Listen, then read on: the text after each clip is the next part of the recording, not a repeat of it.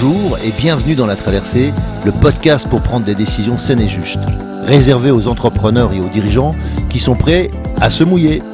Je suis Hervé Franceschi, auteur, coach, conférencier, explorateur de la joie et aventurier de l'entreprise. 2 fois par mois, nous allons explorer ensemble, au travers de contes initiatiques et avec mes invités, comment traverser vos difficultés, vos incertitudes, vos moments de solitude et aussi vos réussites ou vos euphories. Mes invités, des sportifs de niveau, des start-upers à succès, des artistes reconnus, des dirigeants de grands groupes ou des personnes qui ont un parcours hors norme. À travers nos aventures, nous allons vous donner de l'énergie pour faire vos traversées.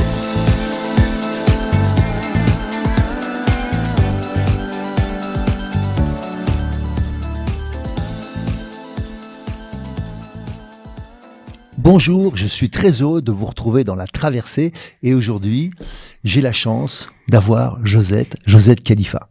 Josette, tu peux te dire quelques mots de toi ?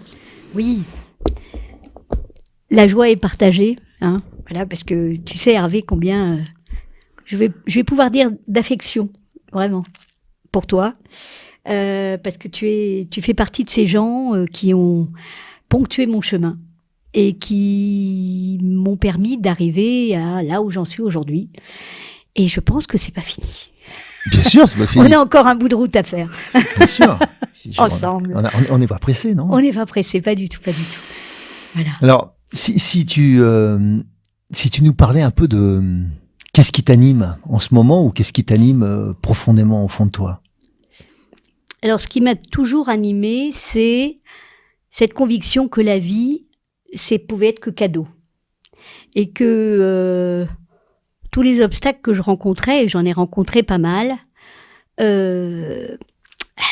ça pouvait pas être que ça. Malgré ce que ma chère maman pouvait dire, la vie c'est ça, qu'est-ce que tu veux de plus, etc., etc. Faut pas rêver, l'argent c'est pas pour nous, etc. Enfin, toutes ces phrases, l'argent ça pousse pas dans les arbres, toutes ces phrases qu'on entend, et qui font que on se rétrécit et qu'on s'adapte. On s'adapte à cette vie un petit peu rétrécie, alors que en nous, on se sent immense. Et je sais que ça peut faire rire parce que moi, je mesure 1m40. Donc, du point de vue de l'extérieur, il y a comme un décalage avec ce que je suis et ce que je me ressens à l'intérieur. Et je pense que c'est cette force-là, cette conviction que ça pouvait pas être que ça, qui fait que j'ai traversé, et bien sûr, à partir du moment où on se met en chemin, ce dont je peux aujourd'hui être convaincue, c'est que la vie nous donne et nous met sur la route. Voilà. On a des mains qui se tendent, on a des bras qui s'ouvrent, on a des cadeaux incroyables. Ça ne veut pas dire que ça devient du jour au lendemain ciel bleu permanent, etc. Non, il y a des rechutes, il y a des moments de grand doute, mais au fond, il y a toujours cette force incroyable à l'intérieur qui dit mais non, allez, relève-toi, la vie c'est pas que ça, quoi. Tu le sais, donc vas-y. Voilà ce qui m'anime au plus profond. Super. Et si tu peux expliquer un petit peu qu'est-ce qui t'a amené à avoir cette conviction profonde que quoi qu'il arrive, tu vas te relever. Je crois que je l'avais inconsciemment, depuis toujours. Je peux dire notamment que, raconter mon histoire, mon enfance, tout ça, c'est pas le lieu, c'est pas l'objet, mais disons que ça n'a pas été simple. C'était un peu beaucoup dysfonctionnel. Mais à l'intérieur de ça, j'ai réussi à me créer ce monde, ma chambre. Et ma chambre, c'était mon théâtre, c'était mon Olympia à moi. Et je chantais toute la journée, à fond, mais quand je dis à fond, c'est vraiment à fond. J'étais Calage, j'étais Pavarotti, j'étais Piaf, et je m'applaudissais et je voyais ces fleurs qu'on lançait sur le parquet de la scène et je ressortais et voilà, je refermais la porte, je repartais dans ce monde un peu gris, mais je pense que ça a nourri ma conviction. Et Et quand plus tard, beaucoup plus tard, j'ai rencontré vraiment ce qui a été l'axe fondateur, la voix, le travail vocal, alors j'ai su que c'était ma conviction profonde. Et c'est devenu conscient. Et après, je n'ai fait que voilà, je suis l'image qui me vient, c'est cette corde raide qu'il faut monter. On glisse, on remonte, on se raccroche, on fait un nœud au pied, mais on tient. Voilà. Donc, cette image de corde raide, tu penses qu'elle est toujours vraie aujourd'hui? C'est toujours une corde raide? Non. Je dois dire que 35 ans plus tard, quand même, je vois beaucoup moins comme une corde que comme un chemin. Un chemin qui s'ouvre et qui parfois se rétrécit un peu, où je pourrais être un petit peu rattrapée par le doute. Mais encore une fois, 35 ans après, j'ai quand même accumulé pas mal d'outils, enfin je veux dire de points de repère qui font que je peux me dire bon voilà ok là t'as peur, là tu doutes, mais tu sais bien que c'est le passé qui revient. Il suffit de respirer, il suffit de te poser. Et par exemple, depuis le 15 août dernier, plutôt que de continuer à payer des thérapeutes, enfin, je dis pas qu'ils sont inutiles, hein, pas du tout. Mais il y a aussi un moment où j'ai eu besoin de faire ce bilan, où je me suis dit, Josette, rassemble-toi, assieds-toi, regarde tout ce que tu as déjà, tous les outils que tu pourrais mettre en œuvre. Et c'est ce que j'ai fait. Et je me suis inscrite dans un centre de méditation. Et je fais 1 heure de méditation par jour. Et j'avoue que cette heure me permet, c'est un peu comme c'est balayer la cour. Voilà, tous les jours, il y a les feuilles mortes, la poussière, le machin, le truc, voilà. Et ben tous les jours, je balaye la cour, quoi. Je fais le vide. Et encore une fois, j'ai pas les réponses, hein, mais j'ai quand même l'impression que ça aide beaucoup.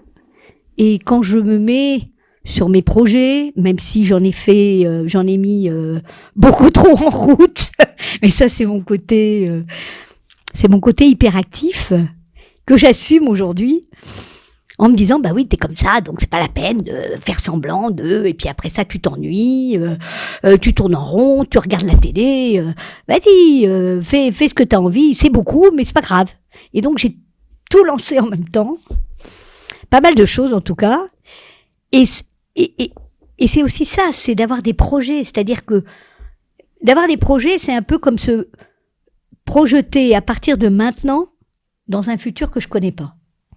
Donc, je m'assois, je fais le vide, je nettoie ma cour, et à partir de là, les projets que je sème, eh ben, ils sont dans un espace, on va dire, vierge. Ils sont pas, j'espère en tout cas, et je crois vraiment que c'est le cas, ils sont pas empreints de mon passé, justement, de mes fausses idées, de mes... Entachés, quoi. Ouais, c'est ça. Voilà, et c'est là où je peux dire que tous les jours, je crée un espace neuf où des projets nouveaux peuvent éclore avec toute leur chance de réussite, grande ou pas, enfin je veux dire, mais en tout cas, la joie pour moi de les avoir mis en œuvre. De les amener jusqu'au bout de ce que moi je peux faire pour eux, et après ça m'appartient plus. Et ça aussi, ça fait partie de nettoyer ma cour, dans la mesure où je lance, mais que je m'assure que la graine est bien plantée, je m'assure que mon projet tient la route quand même. Hein. Mon projet, c'est pas d'aller sur la Lune, par exemple, ou de rencontrer Elon Musk, c'est pas ça. Mais voilà, je mets ce projet en route, je fais tout ce qu'il faut, je suis encadrée, je me fais conseiller sur la stratégie, je demande des avis, j'ai bêta-testeurs, etc., etc. Et puis je le lance et après ça m'appartient plus. Advienne que pourra. Ouais, je suis sans sans forcément. Il y a cette chose pour moi par rapport aux objectifs qui peuvent nous enfermer. Voilà, c'est quoi ton objectif à 3 ans? C'est quoi ton objectif à 10 ans? J'en sais rien. J'en sais rien. Mon objectif à 10 ans, à 15 ans, c'est d'être en vie. Voilà, pour moi, c'est ça, aujourd'hui. Si tu reviens un peu justement sur qu'est-ce qui a fait que la voix, c'est fondamental. T'as un parcours de chanteuse, tu as un parcours d'artiste, et en même temps, tu as un parcours d'enseignante, ok? Oui. Tu vois, c'est quoi les clés là-dedans? Alors, transmettre, ça fait partie de mes fondamentaux. D'abord parce que je suis maman. Voilà. Et ça me ramène à ce parcours incroyable, à cette chose incroyable, qui lorsque j'ai commencé ce travail de la voix, j'avais commencé un petit peu en amont pour me renseigner sur c'est quoi élever un enfant, quoi, parce que c'était pas évident. Et comme je l'ai dit, comme j'étais totalement démunie, parce que mon enfance m'a pas permis d'acquérir, on va dire, les fondamentaux, les bases, voilà. Quand j'ai eu mon enfant, j'étais quand même un peu paumée. Et t'as pas été que aidée. Et j'ai pas été que aidée. Voilà. Donc je me suis retrouvée toute seule, on va dire, seule avec. J'avais toujours ma famille, ma mère, ma sœur, etc. Mais voilà. Mais le père de mon fils, par exemple, au bout d'1 an, il était plus à la maison. Donc je me suis retrouvée avec ça, avec ce qui aurait pu tourner à la catastrophe. Je me suis quand même renseignée un petit peu, et là j'ai commencé à percevoir, on va dire, qu'il y avait peut-être autre chose que ce dont j'étais persuadée, avec ce que ma mère me disait. La vie, c'est ça.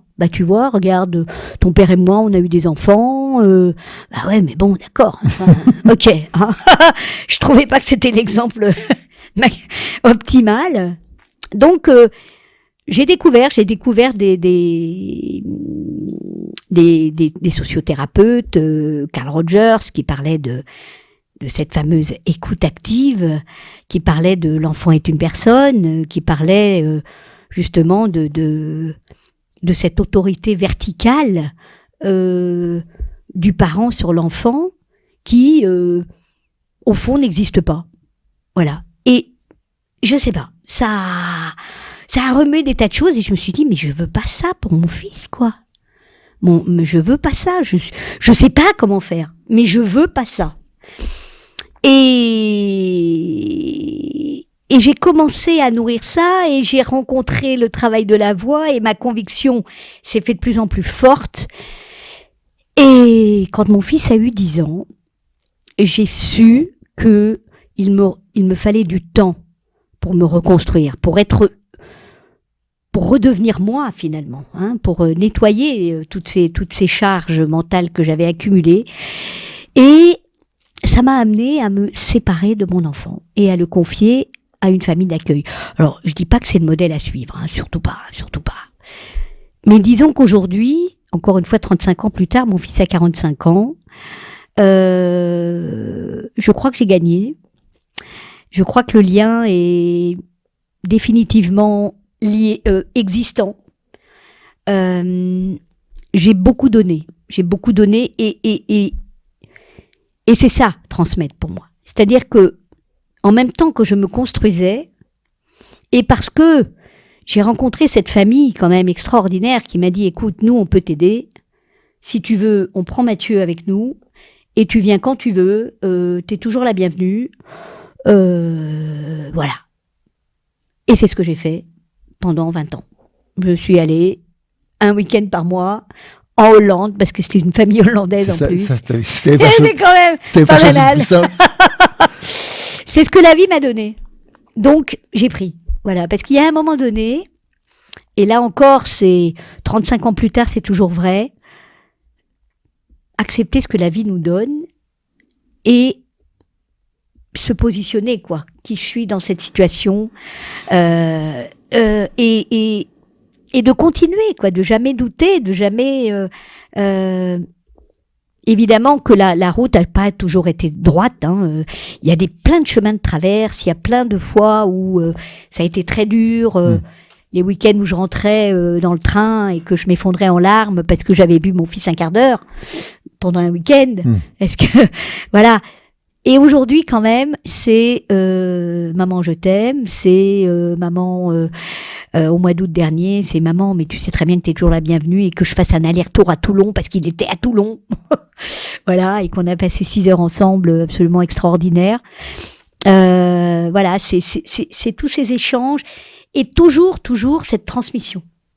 Voilà, cette transmission. Je me souviens qu'un jour, mon fils m'a dit, mais enfin, maman, il avait 30 ans, enfin, maman, j'ai toujours l'impression que tu continues à vouloir m'éduquer. Ben, je dis, mais oui. Et que c'est mon rôle. C'est mon rôle. Je te dis, bien sûr que tu prends ou que tu prends pas. Mais en tout cas, moi, je te dis, voilà, pour moi, c'est ça. Et il m'a dit, ouais, ok. Et il m'a dit, c'est vrai, quand tu me parles, j'écoute, hein. Et puis, il y a des fois je prends, il y a des fois je prends pas. Et c'est ok. Mais est-ce que c'est toujours d'éducation ou est-ce que c'est aussi de l'apprivoisement mutuel?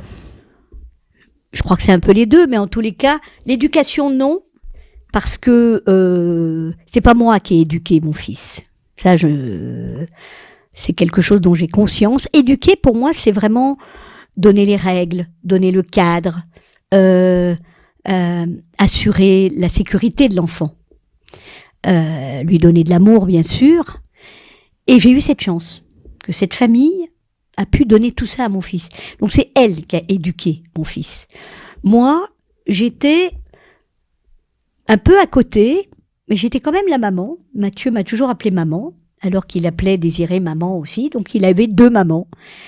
Je fais une aparté comme ça, mais je me dis que si seulement on pouvait comprendre ça dans les familles d'adoption, par rapport aux parents biologiques, sauf s'ils sont toxiques. Mais je veux dire que pourquoi c'est si impossible? Pourquoi on aurait tellement peur de perdre l'amour de l'enfant qu'on a adopté sous prétexte qu'il rencontrerait sa vraie mère? C'est juste parce qu'on lui aurait caché. Donc, moi j'ai eu cette chance que cette famille m'accueille, qu'elle soit le gardien, on va dire, de mon fils, dans son éducation, dans les règles qui étaient les leurs, et que moi je puisse continuer, on va dire, avec le temps aussi, de transmettre à Mathieu qui je suis. D'ailleurs, je lui ai écrit un livre. J'ai écrit La Réparation, et La Réparation, je l'ai écrite pour lui d'abord, c'est-à-dire pour lui transmettre son histoire. Voilà. Pourquoi? D'où il vient? Qui j'étais? Qui était son père? Et qu'il puisse, voilà, peut-être qu'un jour, il lit le livre, hein. C'est un peu compliqué pour lui de lire en français, mais bon. Et puis on en a beaucoup parlé, mais voilà. Et il a une fille, donc il y a aussi cette question de transmission. Donc ma petite fille, la dernière fois quand on était en août, on a commencé à parler de pourquoi son père vivait en Hollande et qu'il avait une maman française. On lui a pas vraiment raconté. Donc je prends ce rôle de grand-mère qui transmet aussi et qui raconte quelque chose qui peut-être est plus compliqué à raconter par mon fils à sa fille. Donc là, je reprends une place. La grand-mère, on sait que la grand-mère, c'est la maman plus. Je repense à une phrase que tu m'avais dite qui m'avait choqué, je pense que c'est le mot, qui m'avait terrifié qu'on puisse dire ça à une mère quand on t'avait dit que tu étais trop petite pour être maman. Oui, ça c'est l'éducation nationale. Oui, c'était, c'était au début de cette rencontre avec ces grands penseurs que sont Carl Rogers, Thomas Gordon, etc., qui m'ont éduqué du point de vue de ma relation avec mon fils. En tout cas, grâce à eux, j'ai su que c'était ça que je voulais. Donc, j'avais mis mon fils dans une école Freinet, pédagogie Freinet. Malheureusement, il n'y avait plus que la coquille, il n'y avait plus rien à l'intérieur. Et mon fils était, on va dire, on me le nommait comme prédélinquant. Il avait 7 ans, voilà. Et un jour que j'avais rendez-vous avec la maîtresse, elle m'a vu arriver et elle m'a dit non mais enfin regardez-vous quoi. Il va bientôt vous manger la soupe sur la tête parce que bon, je vous l'ai dit au début, je fais 1m40 et mon fils à 7 ans, il était effectivement pratiquement aussi grand que moi. Et elle me dit mais vous pourrez pas le sauver de la délinquance. Ah bon. Voilà ce qu'on m'a dit, voilà ce qu'un psy scolaire aussi qu'on m'avait conseillé toujours l'école d'envoyer Mathieu chez un psy scolaire et qui m'avait dit quand j'ai dit mais écoutez si moi je dois suivre une thérapie je suis d'accord etc et le psy me dit mais de toute façon vous vous débrouillez, moi je suis là pour votre fils. Bon, il se trouve que Mathieu a joué aux fléchettes pendant 1 an et qu'il a jamais voulu décrocher un mot à ce psy. Mais enfin, voilà, c'est ce monde d'adultes qui est sachant, soi-disant, de ce qu'est un enfant, de comment ça s'éduque, comment ça se dresse, en fait. Et ça a toujours été quelque chose contre lequel je suis, quoi, encore aujourd'hui. Et je me souviens très bien quand la famille hollandaise, Gérard, Mathieu avait 16 ans, je crois, et il foutait toujours rien à l'école, alors que Gérard était persuadé que c'était quelqu'un de très intelligent, et il n'avait pas tort. Il m'a appelé un soir en me disant voilà Josette, on est embêtés parce que Mathieu, il redevient agressif, il pleure pour un oui, pour un non, enfin il est pas bien. Et nous on croit que c'est parce que depuis quelques mois, quand il rentre de l'école, je l'oblige à rester à la table à côté de moi et de faire ses devoirs. Et il se referme, il fait rien. Et il me dit, voilà, je t'appelle parce que, qu'est-ce qu'on fait ?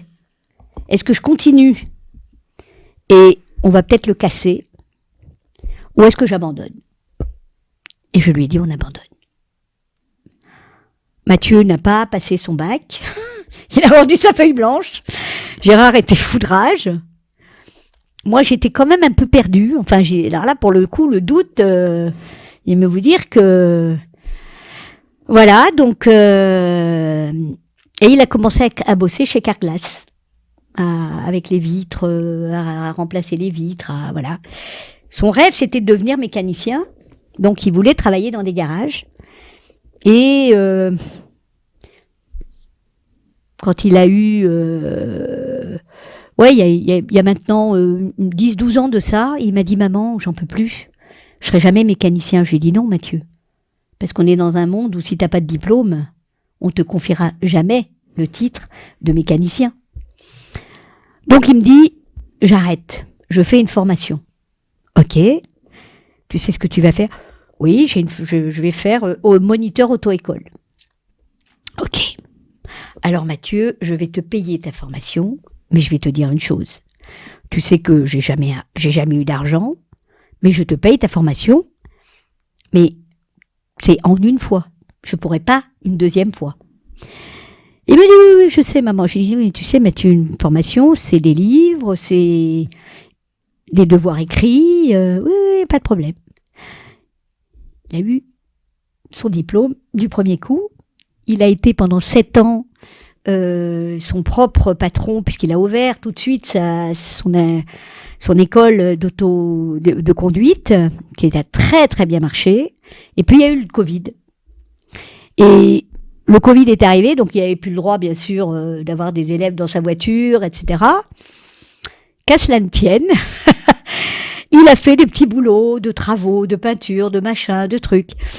Et finalement, encore une fois, il s'est révélé ce talent, parce qu'il est bourré de talent en fait, et il a monté sa boîte de décoration d'intérieur. Ça va faire maintenant 3 ans, depuis la fin du Covid, enfin depuis 2021, je crois, quelque chose comme ça. Et il est débordé de boulot. Voilà. Parce que Mathieu, c'est un soleil, Mathieu c'est un communicant. Mathieu, il aime les gens. Il adore qu'on l'aime, donc il aime les gens. Et il est honnête, il est intègre, il n'a jamais été délinquant. Voilà, c'est le cadeau de la vie pour moi. On peut tout réussir. Hein. Voilà. Il vaut mieux. Et il a toujours son papa Gérard, avec qui il peut vraiment échanger. Et papa Gérard, quand même, qui a été juge pour enfants, donc c'est pas rien. Bon, maman Désirée est décédée il y a quelques années. Et pour vous dire le lien que j'avais avec cette famille, c'est que quand elle est décédée, Gérard et toute la famille m'ont demandé d'assister à l'enterrement et de chanter. Voilà. Donc après ça, je crois que vous pouvez dire que la boucle était bouclée. Mmh. Justement, parle-nous un peu du chant, parle-nous, je dirais, parce que pour moi, effectivement, élever un enfant ou élever une famille, c'est une entreprise en soi. Oui. Ça demande d'aller faire des choses qu'on n'a jamais fait. C'est envisager quelque chose pour un autre dont on ne sait pas exactement ce que cet autre veut, ou tu vois, il y a toute la communication entre un parent et un enfant. Et pour moi, ça a à voir aussi avec on n'est pas dans les mêmes générations. Alors aujourd'hui, on parle beaucoup des générations X, Y, Z et ainsi de suite. Mais on est conscient que d'une génération à une autre, on n'a pas les mêmes envies, les mêmes besoins, les mêmes fonctionnements. Oui. Mais je dirais que ça n'a pas toujours été comme ça. Et donc, c'est pas toujours simple de s'adapter à un monde qui voit naître en fait des gens différents, tu vois, et c'est aussi cette évolution à la fois de l'humanité mais de nous-mêmes qu'on peut voir à travers nos enfants, et donc ça nous enseigne aussi à la fois cette persévérance, ce lâcher prise qu'on a besoin dans n'importe quel projet, dans n'importe quelle situation. Il est nécessaire de pas confondre obstination et persévérance. Oui, absolument. Et si on revenait à la voix. Alors la voix, oui. Donc pendant ce temps-là, on va dire, alors que voilà, Mathieu est en sécurité, donc je peux, moi, on va dire, essayer de déployer mes ailes. Et je travaille la voix pendant 7 ans. Voilà, mais de manière vraiment intensive, j'avais que ça. Donc je travaille la voix pendant 7 ans, et à la fin de ces 7 années, j'ai Jean-Claude Sergent, puisqu'il s'agit de lui, qui me dit n'empêche, t'as une très belle voix. Pas tant dans l'étendue, mais c'est plutôt dans le timbre. Mmh. Alors tu en fais quoi? Et c'est là encore où je me suis retrouvée un peu toute seule, quoi. Évidemment. Alors, il faut quand même vous dire que j'avais 40 ans. Et bien sûr que j'ai laissé remonter en moi l'enfant dans sa chambre, la diva, quoi. Et je me rêvais diva, quoi. Bon, voilà. Alors, je suis pas diva. c'est pas le chemin que la vie m'a proposé. Je l'ai longtemps vécu comme un échec. Mmh. Jusqu'à il y a quelques années, parce que j'ai jamais fini d'apprendre et de travailler sur moi. Je crois que pour moi, c'est ce pourquoi je suis là. C'est faire le chemin jusqu'au bout. Et je suis pas devenue diva, mais en même temps, avec le recul, et parce que il y a un moment donné, je sais plus qui, mais encore une de ces personnes, vous savez, qu'on rencontre, et qui me dit, mais tu sais, Josette, il y a quand même quelque chose que tu pourrais entendre. C'est quand tu te présentes, tu dis, je suis chanteuse. Et moi, je pense que tu es d'abord Josette qui chante. Et ça a ouvert un espace où j'ai pu mettre effectivement ce projet de chanteuse un peu En perspective. En perspective, voilà, merci, de moi, et de me dire, au fond, Josette, t'en es où, finalement, ou du niveau de l'échec, du niveau de la réussite, etc. Et là, tout de suite, est revenu quand même, t'es quelqu'un de bien, quoi. T'as vu tout ce que t'as fait, déjà.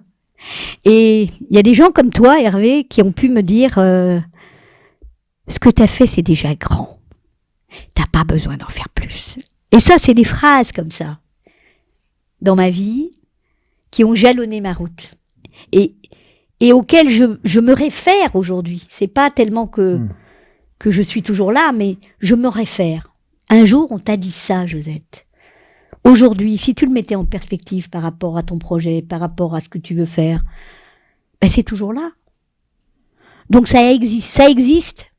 Mission accomplie, j'ai envie de dire. C'est pas peu mieux faire, c'est mission accomplie. Alors oui, la chanteuse, ok, mais bon, j'ai chanté dans la rue, j'ai fait pleurer des gens.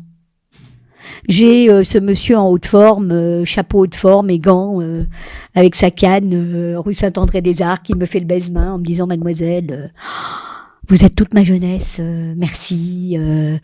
Voilà, et puis j'ai fait des choses, j'ai ce public, quand même, quand j'ai fait la première partie de Soie de Massy, quand j'ai fait un concert Léo Ferré au théâtre de Vanves, où le directeur du théâtre n'a pas attendu la fin, on va dire, du concert, il est monté sur scène, il m'a soulevé, voilà, c'était un truc incroyable.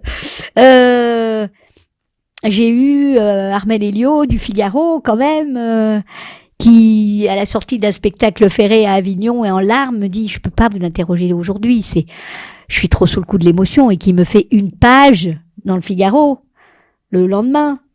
Alors oui, il n'y a pas eu de conséquences, de continuité. Mais ça, c'est pas par rapport au chant. Ça remet pas en question la chanteuse. Ça remet en question, on va dire, ce qui reste à nettoyer chez Josette. Qu'est-ce qui faisait que c'était erratique? Voilà. C'est pas pour toi. C'est pas possible. Mais vraiment, c'est des trucs, on s'en rend pas compte. Hein. Mais il faut prendre le temps, justement, de cette perspective, de ce bilan, régulièrement, pour se dire où t'en es, pour se dire, est-ce que ça, c'est encore valable aujourd'hui? Et il y a plein de choses qui sont encore valables aujourd'hui. Tout ce que t'as fait, c'est déjà grand. T'as pas besoin d'en faire plus. Bah ouais. Donc, ouais. Alors, moi, je continue parce que j'ai cette énergie encore en moi. Je me vois pas m'arrêter comme ça et bon, j'habite à Paris, un petit 2 pièces, j'ai pas de jardin, bon, donc je peux pas me transposer ailleurs. Donc, je crée des projets. Et là, je me dis, finalement, mon grand projet, ce qui m'a soutenue dans la vie, c'est la voix. Et si c'était pas que pour moi? Et si je pouvais transmettre? Et si je pouvais réveiller les gens de cette prise de conscience qu'ils ont une voix? Tous, quelle qu'elle soit.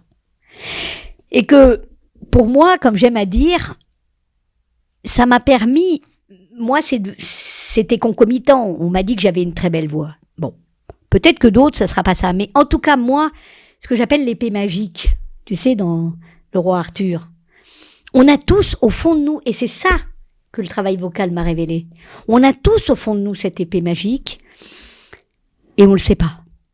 Et quand je vais essayer de la sortir, de la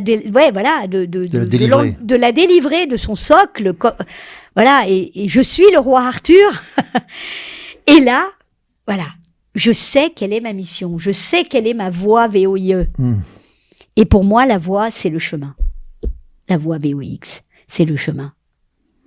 C'est un chemin, et parce qu'il est extraordinaire, parce il révèle la vie, parce qu'il part, on va dire, la base, le fondamental, c'est le souffle. Et le souffle, c'est la vie. Premier souffle, dernier souffle. Entre les deux, il y a la vie. Donc, comment j'entretiens cette vie? Et j'ai eu la chance de rencontrer ce travail et d'entretenir cette vie par la respiration, par le souffle, par le son. Et ça m'a amené dans des trucs absolument phénoménaux. Ça m'a amené que le jour où j'ai été licenciée, à 40 ans, bah j'ai dit c'est fini. Plus jamais ça. Après 25 ans de secrétariat. Et que je me suis retrouvée, ouais, chanter, ok, d'accord. Alors, comme j'avais décidé d'être diva, et que j'avais aucun réseau, que je connaissais personne dans la chanson, etc., bah, je suis allée chanter dans la rue. Et voilà. Et du jour au lendemain, on va dire, j'ai été, je suis passée de secrétaire, de direction, avec un salaire confortable, on va dire une image, un statut social. J'étais reconnue, ma mère trouvait que c'était très bien, donc j'étais reconnue dans ma famille. J'étais secrétaire, j'ai une sœur expert comptable, j'ai une sœur psychothérapeute, donc j'étais dans les cases. Et puis du jour au lendemain, je vais chanter dans la rue, et évidemment que je l'ai caché à ma mère pendant 2 ans, et quand elle l'a su, elle a fondu en larmes. Et elle a dit, oh, ma fille est une putain. Parce que je chantais dans la rue. Parce que, je vous parle de ça, comme tu parlais de génération, moi j'ai 70 ans, donc t'imagines maman. À l'époque, elle est de cette génération où, voilà, enfin, c'est incroyable, quoi. Chanter dans la rue, et elle est folle. Et j'ai commencé ma vie, on va dire, de bohème, avec tout ce que ce joli mot peut sous-entendre. N'étant pas devenue diva, j'ai quand même connu les mois difficiles, j'ai jamais eu faim, j'ai jamais eu froid, et j'ai toujours eu un toit sur ma tête. Donc merci la vie, parce que j'avais toujours juste assez. Et aujourd'hui, je sais que c'est possible d'avoir plus que juste assez. Et j'ai le sentiment aujourd'hui que la porte est ouverte et que je suis libérée de l'argent, ça pousse pas dans les arbres. Ouais, c'est vrai. Mais bon, la vie est généreuse. La vie est abondante. Donc pourquoi pas moi, puisque je suis la vie. Je suis en vie. Donc voilà. Alors tes envies du moment, justement. Alors mes envies du moment, voilà, c'est d'avoir, on va dire du point de vue financier, quand même quelque chose d'un petit peu plus moelleux que simplement, voilà, une retraite de la sécurité sociale qui me permet juste de payer mes factures. Et voilà, voilà les 20 ans à venir, j'aimerais que ce soit facile, quoi. Voilà. J'aimerais que ce soit facile. C'est vraiment ce que je demande à la vie. Est-ce que facile ou simple ? Les deux. Les deux. Simple parce que pour moi c'est un peu la simplicité. C'est vraiment c'est un art aussi. C'est de se défaire de tous ces artifices qu'on croit nécessaires pour paraître intelligent, expert, voilà. Donc l'illusion, quoi. Ouais. Moi, c'est simple. Je suis Josette, point barre. Je fais ce que je fais, point barre. La voix, je l'enseigne comme ça, point barre. Il y a tellement de gens qui font ce travail avec tellement de talent. Je pense à Jean Sommer, par exemple.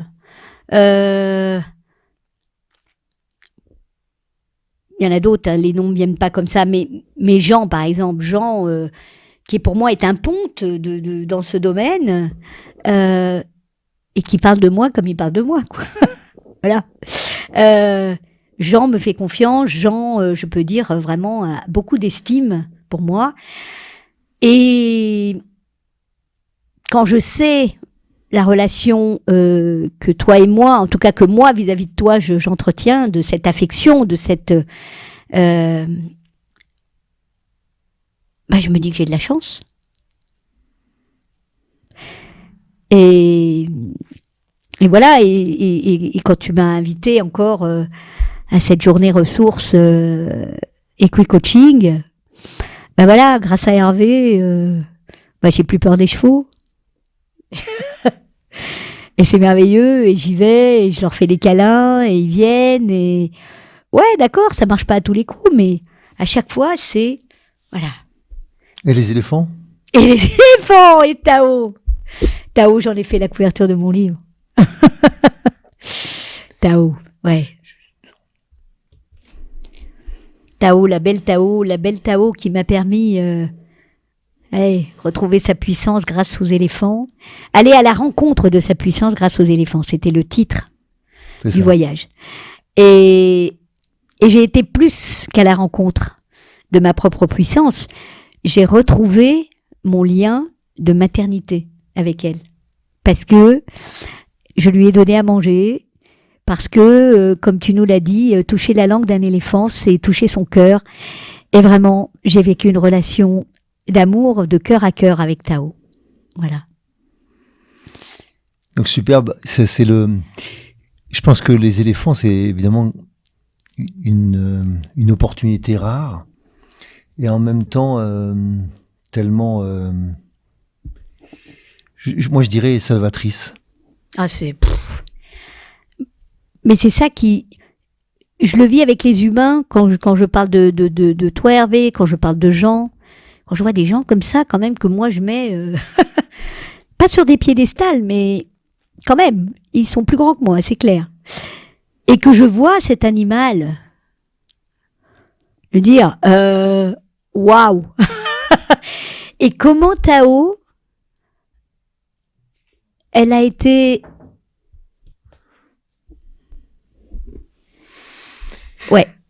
salvatrice. C'est vraiment le mot. C'est vraiment le mot parce que de se rendre compte que en fait, comment je pourrais dire ça,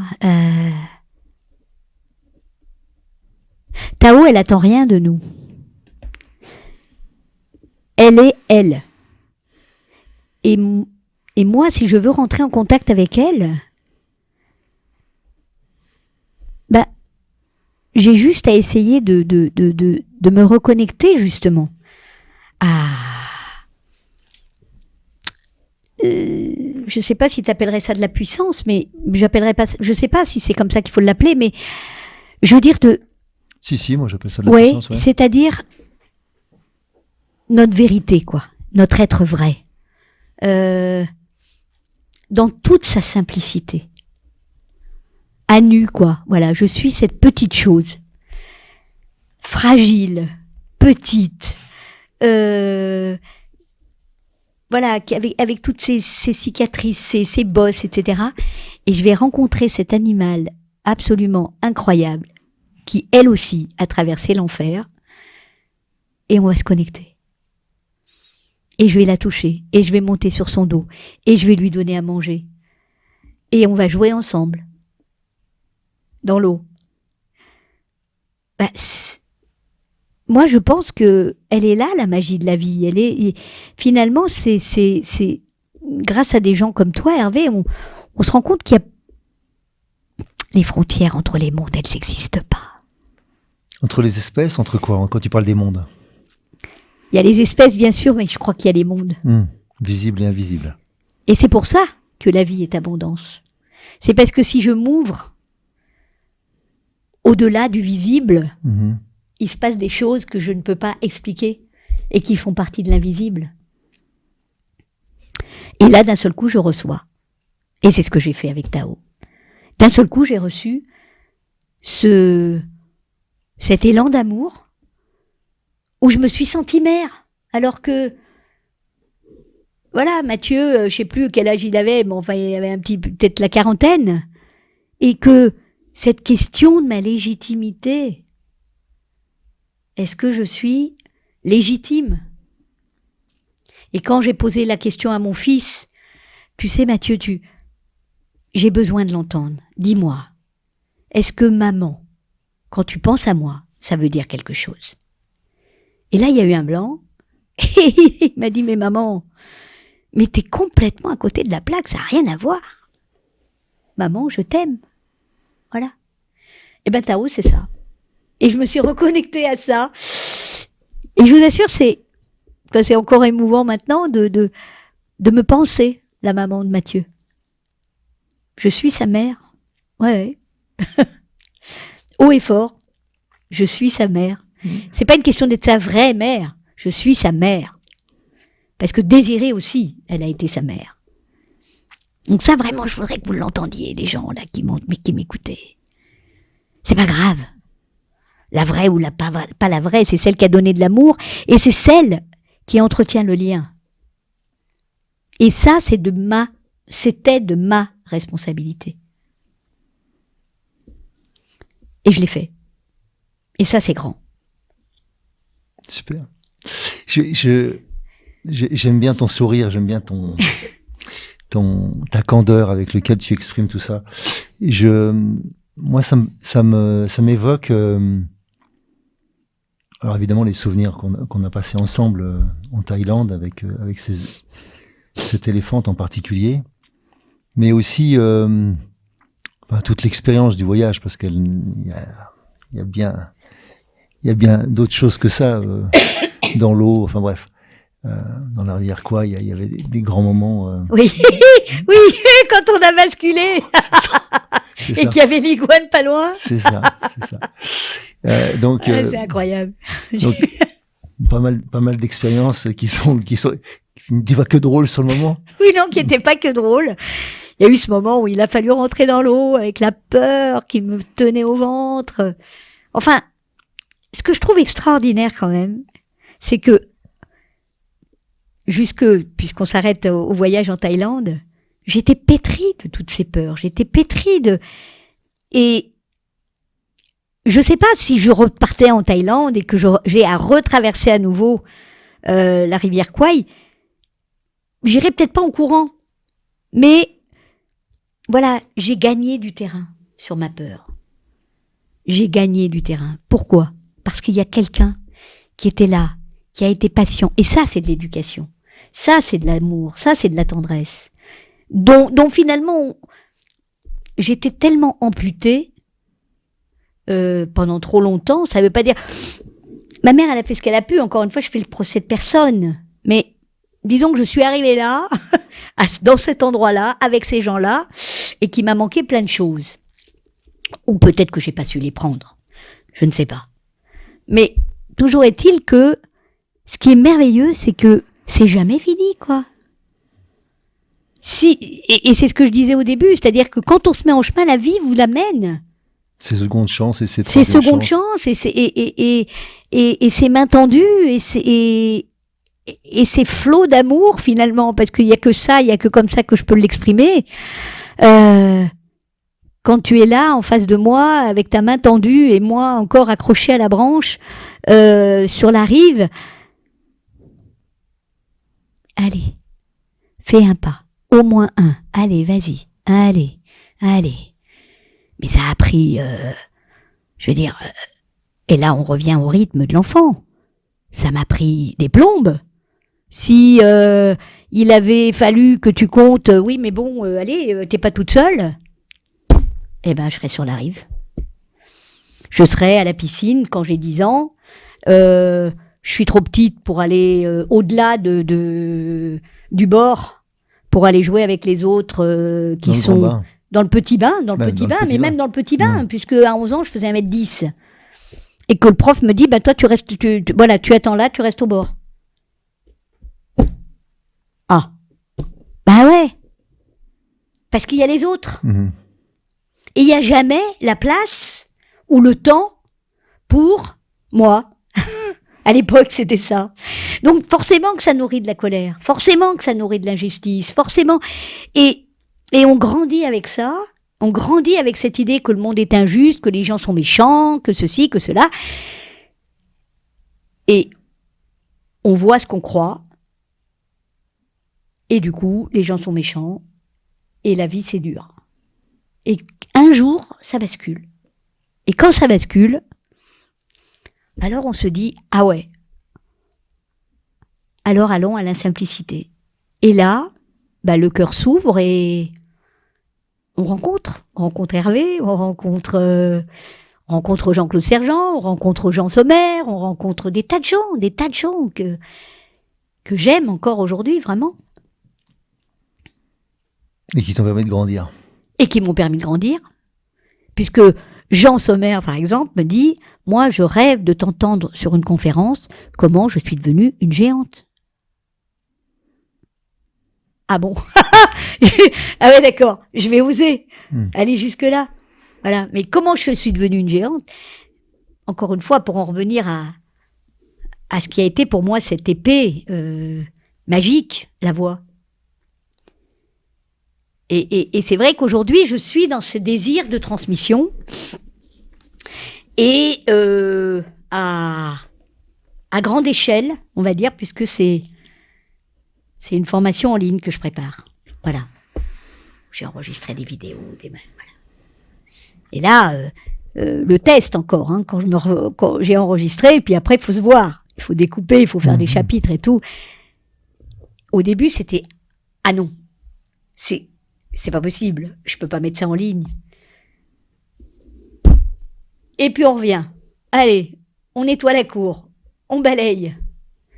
Et je le mets en ligne. C'est moi. C'est comme ça que je l'ai proposé. Et je vais le lancer. Et voilà. Super. Je vais te laisser les mots de la fin. Tu as envie de...